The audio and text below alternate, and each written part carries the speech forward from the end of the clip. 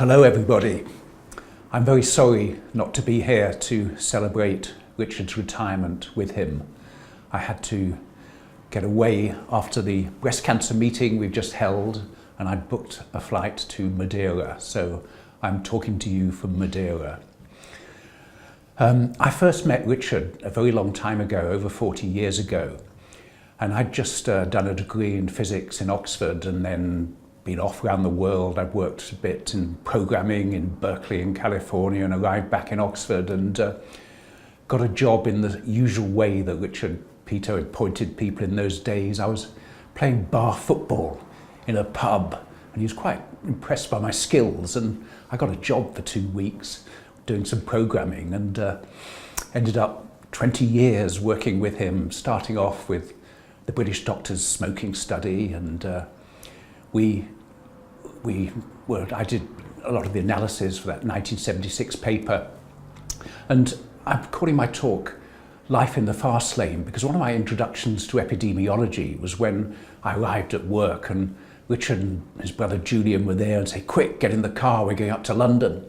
And so I, great, jumped in, drove up to London, and Professor Eysenck was giving a press conference saying that tobacco didn't cause cancer. It was really people's genes that led them to smoke and also gave them cancer.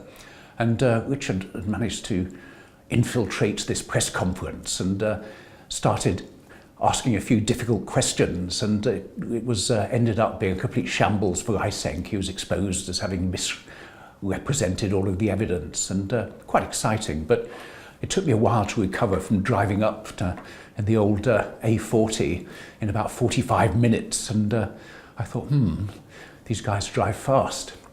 And then I went on working on breast cancer meta-analysis, and we had a trial of tamoxifen and the results seemed pretty good, but we wanted to look at all of the evidence worldwide and managed to arrange some funding for the National Cancer Institute to have a big meeting in Washington with 300 people turning up all around the world, from all around the world, to see the results of these meta-analyses of chemotherapy and hormonal therapy.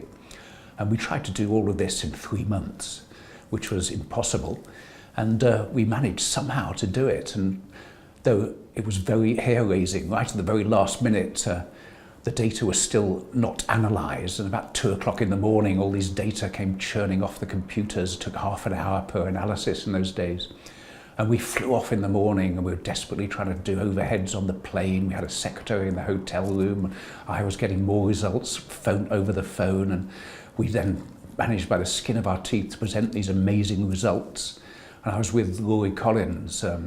We had some handouts and we had to drive up Baltimore Avenue to get these things. We piled them in the car, and once more, racing back at hair-raising speeds, we managed to arrive just in time for the coffee break and dump these handouts out, and the people just picked them up and burnt their hands. They were still hot from being printed.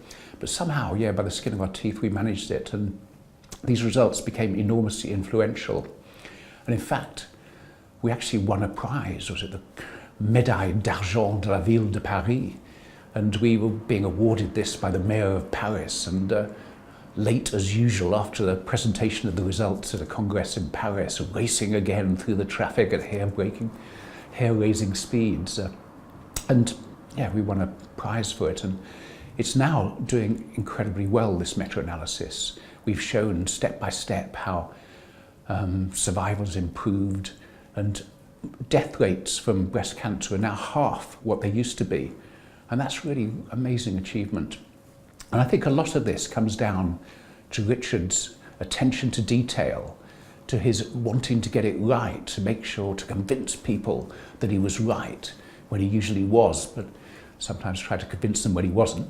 And it was this perseverance, attention to detail, and just the belief that doing this well really, really mattered. And I think this was a big influence on me. I'm grateful for the time I've spent researching with Richard, and I'd really hope that for all of you here, this inspiration will continue in your careers, just wanting to do something that really works and do it well. So thank you, and very sorry I can't be here. Bye.